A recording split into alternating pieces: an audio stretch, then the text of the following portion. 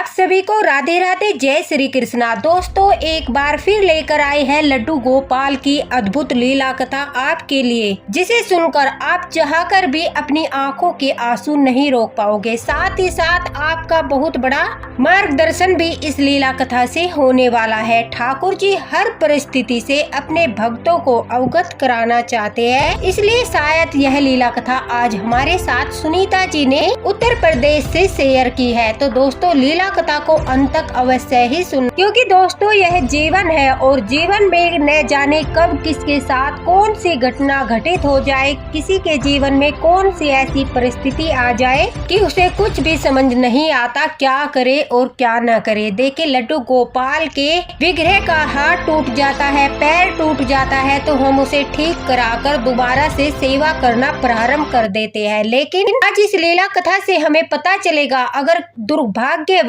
किसी के लड्डू गोपाल की गर्दन टूट जाती है या फिर लड्डू गोपाल के सर पर जो छोटी सी चोटी होती है वो टूट जाती है, तो उसके पश्चात क्या उसे ठीक कराकर लड्डू गोपाल की सेवा करना चाहिए। तो लीला कथा को अंत तक अवश्य ही सुनना। बड़ी ही दिल को छू लेने वाली लीला कथा है, इसे सुनकर आप भी भावुक हो जाओगे। सुनीता जी कहती है कि वो काफी वर्षों से लड्डू गोपाल की सेवा कर रही थी। लड्डू गोपाल के प्रति अटूट श्रद्धा और विश्वास उनके मन में कूट कूट कर भरा था। कभी भी ऐसा समय नहीं आया जब उन्हें लड्डू गोपाल को लेकर मन में कोई संदेह हुआ हो, लड्डू गोपाल के ऊपर कभी भी यह संदेह हुआ हो कि लड्डू गोपाल जो है वो प्राण प्रतिष्ठित नहीं है, लड्डू गोपाल एक मूर्ति है। हमेशा सुनीता जी कहती है कि उनके ठाकुर जी उनके साथ लीलाएं करते, उन्हें संकेत देते, हर दुख सुख में उनका साथ देते, हर परिस्थिति में उनके ठाकुर जी उनके साथ रहते हैं। वो अपने लड्डू गोपाल से इतना अधिक प्रेम करती है कि लड्डू गोपाल की सेवा किए बगैर वो एक अन्न का दाना तक ग्रहण नहीं करती। लड्डू गोपाल की सेवा किए बगैर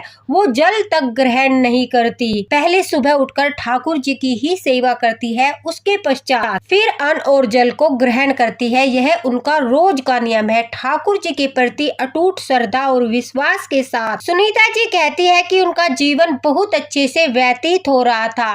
ठाकुर जी की कृपा से उन्हें एक पुत्र और एक पुत्री की प्राप्ति हुई। उनके हस्बैंड का काम भी बहुत अच्छा चल रहा था, लेकिन फिर घूम फिर कर वही बात आती है कि व्यक्ति को अपने कर्मों के प्रारब्ध भुगतने ही पड़ते हैं। कुछ हमारे संचित प्रारब्ध होते हैं जो पहले जन्मों के होते हैं, और कुछ हमारे संचित प्रारब्ध होते हैं जो जाने अनजाने में हमारे द्वारा इस जन्म में भी हो जाते हैं। तो जब उन कर्मों को काटने का समय आता है, वो समय भी स्वयं ठाकुर जी ही निर्धारित करते हैं। लेकिन जब हम ठाकुर जी की सेवा करते हैं, उनकी शरण में होते हैं, उस समय ठाकुर जी हर समय हमारे ऊपर अपनी दृष्टि रखते हैं, हर समय हमारी सहायता करते हैं, रक्षा करते हैं। इसलिए हर इंसान को ठाकुर जी की शरण में रहना चाहिए। सुनीता जी कहती है कि ठाकुर जी की सेवा करते हुए उन्हें 12 साल हो चुके थे। अचानक से उनके जीवन में एक ऐसी घटना घटी जिसने पूरे परिवार को तोड़कर रख दिया। सुनीता जी कहती है वो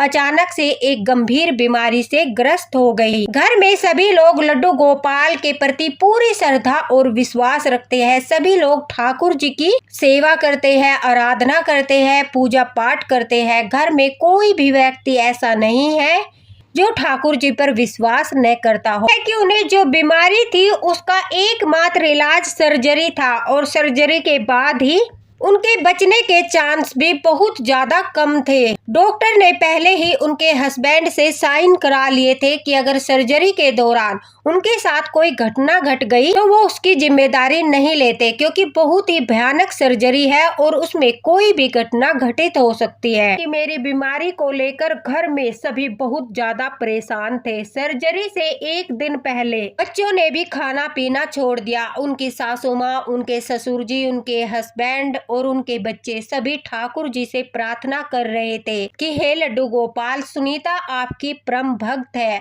और वो इतने वर्षों से आपकी सेवा कर रही है। अभी तो उसकी आयु इतनी भी नहीं हुई कि उसे आप अपने पास बुला लो, कृपा कीजिए। उसकी रक्षा कीजिए, उसके प्राणों की रक्षा कीजिए। ठाकुर जी से पूरा परिवार रो रो कर जो है हाथ जोड़कर प्रार्थना कर रहा था, भावुक हो रहा था। बच्चे भी लड्डू गोपाल के सामने रोए जा रहे थे और उनसे प्रार्थना कर रहे थे कि हे लड्डू गोपाल, हे ठाकुर जी। सच्चे मन से पूरा दिन लड्डू गोपाल के सामने बैठकर दोनों बच्चे रोते रहे और कहते हैं कि भगवान तो बच्चों की बहुत ज्यादा सुनते हैं, बहुत जल्दी सुनते हैं। वो पूरा दिन ठाकुर जी से हट करते रहे कि आपको हमारी मम्मी को ठीक करना होगा। वो आप पर भरोसा करती है, आप पर बहुत विश्वास करती है, उनकी रक्षा कीजिए।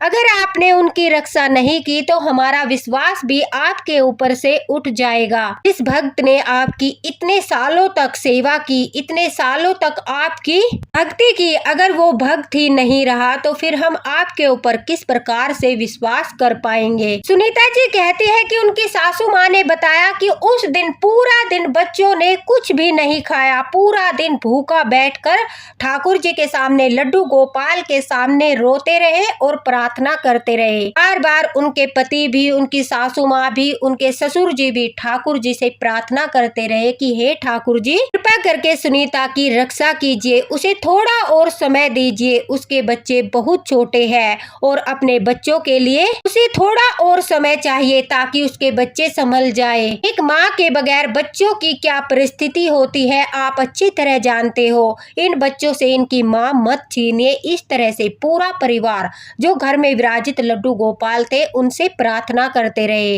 उनके सामने रोते रहे, उनसे अपने मन का दुख बांटते रहे, उनसे अपने मन की बातें कहते रहे। अब सुनीता जी कहती है कि अगले दिन ही मेरी सर्जरी थी और सर्जरी के दौरान मेरे ससुर जी और मेरे हस्बैंड हॉस्पिटल में थे। मेरी सासू माँ और मेरे दोनों बच्चे घर पर लड्डू गोपाल के सामने बैठकर प्रार्थना कर रहे थे। जैसे ही उन्हें पता चला कि मेरी सर्जरी शुरू हो चुकी है तो सुनीता जी कहती है वो ठाकुर जी के सामने ना कुछ खाए पिए हाथ जोड़कर बैठ गए और प्रार्थना करने लगे कि आज आपको हमारी मम्मी की रक्षा करनी होगी, आपको अपनी मैया की रक्षा करनी होगी। मेरी सासू माँ ने भी लड्डू गोपाल के सामने अपनी साड़ी का पल्लू फैलाकर कहा, हे ठाकुर जी, मैं आपके सामने अपनी झोली फैलाती हूँ, मेरी बहू की रक्षा कीजिए, इन बच्चों की माँ की रक्षा कीजिए, सब कुछ आपके हाथों में है। आप तो भाग्य विधाता हो, सबका भाग्य बदल देते हो। थोड़ा समय और बहू को दीजिए ताकि वो अपने बच्चों को संभाल सके। जब उनके बच्चे अच्छे से संभल जाएंगे, वो अपने पैरों पर खड़े हो जाएंगे और वो इनकी तरफ से निश्चिंत हो जाएगी, उस समय आप अपने भक्त को अपने पास बुलाओगे तो उसे कोई शिकायत नहीं रहेगी। लेकिन अभी समय बहुत कम है, इतनी जल्दी उसे अपने पास वैकुंठ धाम में मत बुलाइए क्योंकि उसके ऊपर जिम्मेदारियां हैं, उसके 2 छोटे छोटे बच्चे हैं। इस तरह से उनकी सासू माँ भी ठाकुर जी से प्रार्थना कर रही थी, रो रही थी, उनके सामने गिड़गिड़ा रही थी। सुनीता जी कहती है मुझे मृत्यु से बिल्कुल भी भय नहीं था। मैंने ठाकुर जी को कहा कि आपकी जो मर्जी, आप जो चाहते हो मैं उसे स्वीकार करती हूँ। अगर मेरा समय इतना ही है और आप मुझे अपने पास बुलाना चाहते हो तो मैं खुशी खुशी आपके पास आने के लिए तैयार हूँ। सुनीता जी कहती है कि सचमुच मुझे तनिक भी भय नहीं था मृत्यु का। मैं तो यह सोच रही थी कि मुझे अपने ठाकुर जी पर अटूट विश्वास है, अगर मुझे कुछ हो भी जाता है तो वो मेरे बच्चों की रक्षा करेंगे, वो भाई होने का फर्ज निभाएंगे और हर परिस्थिति में बच्चों का साथ देंगे। इसलिए मुझे जरा सा भी भय नहीं लग रहा था। मुझे एक अटूट विश्वास था लड्डू गोपाल के ऊपर। मुझे पूरा विश्वास था कि कोई भी परिस्थिति हो, कोई भी घटना घटे, लेकिन ठाकुर जी मेरे परिवार के साथ रहेंगे और उनकी रक्षा करेंगे। बड़ी बहादुरी के साथ मैं ऑपरेशन थिएटर में गई। वहां पर जाने के बाद मेरे मुख पर कोई घबराहट नहीं थी। सुनीता जी कहती है कि जिस समय मेरी सर्जरी चल रही थी उस समय मेरे बच्चे, मेरी सासू माँ घर पर ठाकुर जी के सामने मेरे लिए प्रार्थना कर रहे थे। उनके सामने अपना पहलू फैलाकर बैठे थे कि मेरे प्राणों की रक्षा करे ठाकुर जी, मेरी रक्षा करे। उस समय सुनीता जी के घर पर एक ऐसी घटना घटती है जिसे सुनकर दोस्तों आपके भी रोंगटे खड़े हो जाएंगे, आपकी आंखों से आंसू नहीं रुकेंगे। जैसे ही सुनीता जी के बच्चे और उनकी सासू माँ ठाकुर जी के सामने बैठकर प्रार्थना कर रहे थे, तो प्रार्थना करते करते काफी समय हो गया। अब उनकी सासू माँ को लगा कि बच्चों को भी भूख लग रही होगी, क्योंकि वो सुबह से ठाकुर जी के पास ही बैठे हैं, रोए जा रहे हैं, प्रार्थना कर रहे हैं और ठाकुर जी को भी दोपहर का भोग नहीं लगाया है। तो उनकी सासू माँ ने बच्चों को समझाते हुए कहा कि बच्चों थोड़ा सा कुछ खा लो, ठाकुर जी को भी भोग लगाती हूँ, वो हमारी प्रार्थना जरूर सुनेंगे, दोपहर का समय हो चुका है। यही सोचकर उनकी सासू माँ ठाकुर जी को उनके सिंहासन पर बैठाने लगी, क्योंकि काफी देर से ठाकुर जी बच्चों के पास ही बैठे थे। काफी देर से ठाकुर जी को उन्होंने अपने पास ही बैठाया हुआ था। जैसे ही वो ठाकुर जी को उनके सिंहासन पर बैठाने लगी, तो दोस्तों उनकी सासू माँ के हाथ से ठाकुर जी का विग्रह छूट गया। छूटते ही अचानक ठाकुर जी जमीन पर गिर गए और उनके विग्रह से जो ठाकुर जी की गर्दन है वो अलग होकर बिल्कुल दूर जाकर गिर गई और ठाकुर जी का जो बाकी विग्रह था वो दूसरी तरफ गिर गया। यह देखकर उनकी सासू माँ घबरा गई और जोर से चिल्ला उठी, हे मेरे प्रभु, हे मेरे ठाकुर जी, यह क्या अनर्थ हो गया, मुझे क्षमा कर दीजिए ठाकुर जी, मैं घोर पापिन हूँ, मुझसे बहुत बड़ा अपराध हो गया। अब बच्चे भी जोर जोर से रोने लगे, बहुत ज्यादा घबरा गए। दोनों बच्चों ने दौड़कर ठाकुर जी की गर्दन को उठाया, उनके विग्रह को उठाया और अपनी छाती से लगाकर रोने लगे। अब उनकी सासू माँ जो थी वो भी बहुत ज्यादा घबरा गई कि अब तो बहुत बड़ा अपशगुन हो गया। अवश्य ही अब ठाकुर जी ने यह संकेत दिया है कि उनकी बहू का समय आ चुका है। अब उनकी बहू को वैकुंठ धाम जाना ही होगा, क्योंकि ठाकुर जी उनकी बहू से पहले ही वैकुंठ धाम पहुंच गए। ठाकुर जी के विग्रह की गर्दन टूट गई, यह बहुत ही बड़ा अशुभ संकेत था और यह देखकर उनके घुटनों का बल बिल्कुल टूट गया और वो वहीं पर जमीन पर गिरकर जोर जोर से रोने लगी। अपनी दादी को इस तरह रोता हुआ देखकर बच्चे भी जो है जोर जोर से रोने लगे, उनका साहस भी टूट गया और ठाकुर जी के साथ ऐसी घटना को देखकर उन सभी के पैरों के नीचे से जमीन भी निकल गई। उन्हें आभास हो चुका था कि अब बहुत कुछ बुरा होने वाला है, जिसे कोई नहीं रोक सकता, क्योंकि ठाकुर जी ने बहुत बड़ा संकेत दिया है। घर में ठाकुर जी के विग्रह का खंडित होना, इस तरह से गर्दन का टूटना बहुत ही बड़ा अशुभ संकेत था। उनकी सासू माँ जो है डर से कांप रही थी, घबरा रही थी। उन्होंने ठाकुर जी को, उनके गर्दन को और उनके विग्रह को आराम से उनके सिंहासन पर रखा और माफी मांगने लगी, रोने लगी। उन्हें कुछ भी समझ नहीं आ रहा था कि यह किस प्रकार से हुआ, कैसे हुआ, अचानक से इतनी बड़ी घटना कैसे घटी। वो भी बहुत ज्यादा घबरा गए थे। उन्हें लग रहा था कि जिन ठाकुर जी से वो प्रार्थना कर रहे थे वही ठाकुर जी अचानक से खंडित हो गए। उन्हें ठाकुर जी की अचानक से गर्दन टूट गई, यह कैसा अशुभ संकेत है। अब बच्चे भी सहम गए, उनके मुख से आवाज नहीं निकल रही थी, लगातार आंखों से आंसू बह रहे थे। घर में सभी को आभास हो रहा था कि अब कुछ नहीं हो सकता। ठाकुर जी ने संकेत दे दिया। अचानक से उनका फोन बजने लगा। कांपते हुए हाथों से, घबराते हुए हाथों से सुनीता जी की सासू माँ ने फोन को उठाया। फोन को उठाते ही उधर से उनका बेटा बोला, अब सुनीता जो है वो खतरे से बिल्कुल बाहर है। जो सर्जरी थी वो सक्सेसफुल हुई। डॉक्टर सर्जरी करके अभी अभी बाहर आए हैं और उन्होंने हमें बताया कि यह एक चमत्कार है कि इतनी बड़ी सर्जरी 3-4 घंटे तक जो लगातार सर्जरी चली वो सक्सेसफुल रही और अब उनकी पत्नी को कोई भी खतरा नहीं है। उन्हें ठीक होने में समय अवश्य लगेगा, लेकिन अब वो खतरे से बाहर है। भगवान ने उन्हें जीवन दान दिया है, या यूँ कहिए कि भगवान ने उन्हें दूसरा जीवन दिया है। यह सुनते ही सुनीता जी की सासू माँ तो जोर जोर कर फूट फूट कर रोने लगी और उन्होंने अपने बेटे को फोन पर कुछ भी नहीं बताया, क्योंकि वो सब कुछ समझ चुकी थी। उन्हें सब कुछ आभास हो चुका था, क्योंकि सब कुछ समझ चुकी थी। उन्हें आभास हो चुका था कि जो इतना बड़ा संकट था, मृत्यु का संकट, उसे ठाकुर जी ने अपने ऊपर ले लिया। उनके घर में विराजित लड्डू गोपाल वो प्राण प्रतिष्ठित थे। बच्चे उनसे प्रार्थना कर रहे थे,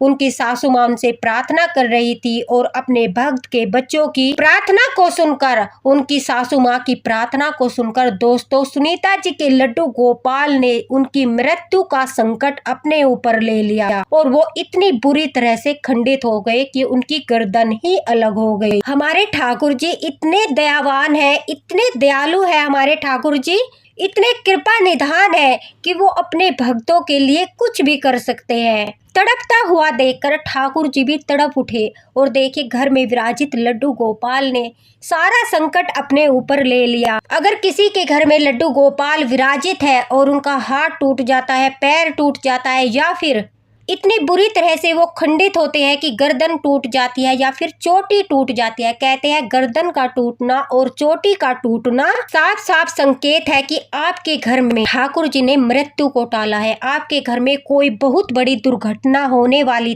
ठाकुर जी का इतना बड़ा चमत्कार, इतनी बड़ी लीला को देखकर उनकी सासू माँ अपने आप को रोक नहीं पा रही थी। वो ठाकुर जी के चरणों में दंडवत प्रणाम करके वहीं पर लेटकर रो रो कर ठाकुर जी को धन्यवाद कर रही थी और दूसरी तरफ ठाकुर जी का खंडित होने का उन्हें इतना ज्यादा दुख हो रहा था कि वो तड़प रही थी। ठाकुर जी के खंडित होने वाली बात को उन्होंने हॉस्पिटल में सुनीता जी को नहीं बताया। अब वह कहती है कि जब वो डिस्चार्ज होके घर पर आई और सबसे पहले वो ठाकुर जी को धन्यवाद करने के लिए मंदिर में प्रवेश करती है और देखती है कि ठाकुर जी तो वहां पर है ही नहीं, ठाकुर जी तो अपने सिंहासन पर विराजमान ही नहीं है, मंदिर तो बिल्कुल खाली है। वो एकदम से घबरा जाती है और घबराकर अपनी सासू माँ से पूछती है कि मेरे लड्डू गोपाल कहाँ गए, मेरे ठाकुर जी कहाँ हैं? उन्होंने मेरी प्राणों की रक्षा की, मेरे ऊपर से मृत्यु के संकट को टाल दिया। मैं उनका धन्यवाद करना चाहती हूँ, मैं ठाकुर जी को प्रणाम करना चाहती हूँ। अब सुनीता जी की बात सुनकर उनकी सासू माँ जोर जोर से रोने लगी और सुनीता जी को गले लगाकर बोली कि ठाकुर जी ने तुम्हारी रक्षा ऐसे ही नहीं की, उन्होंने अपना बलिदान दे दिया। जिस समय तुम्हारी सर्जरी चल रही थी उस समय ठाकुर जी का विग्रह खंडित हो गया और उनकी गर्दन अलग हो गई। यह बात सुनते ही जो सुनीता जी है उनकी रूह कांप गई और उनका पूरा शरीर थर थर कांपने लगा। वो रोने लगी और कहने लगी इससे तो अच्छा मेरे प्राण ही निकल जाते कि मेरे ठाकुर जी को मेरे लिए इतना दर्द सहना पड़ा। मैं अपने लड्डू गोपाल के बगैर नहीं रह सकती, मुझे मेरे लड्डू गोपाल चाहिए, भले ही मेरे प्राण चले जाए। सुनीता जी जोर जोर से रोने लगी और लड्डू गोपाल को जो खंडित हो चुके थे उनकी सासू माँ ने एक लाल कपड़े में लपेट कर रखा था, उन्हें अपनी छाती से लगाकर रोने लगी। घर वालों ने उन्हें शांत किया और कहा कि देखो ठाकुर जी तुमसे कितना प्रेम करते हैं और वो कभी तुम्हें छोड़कर नहीं जाएंगे।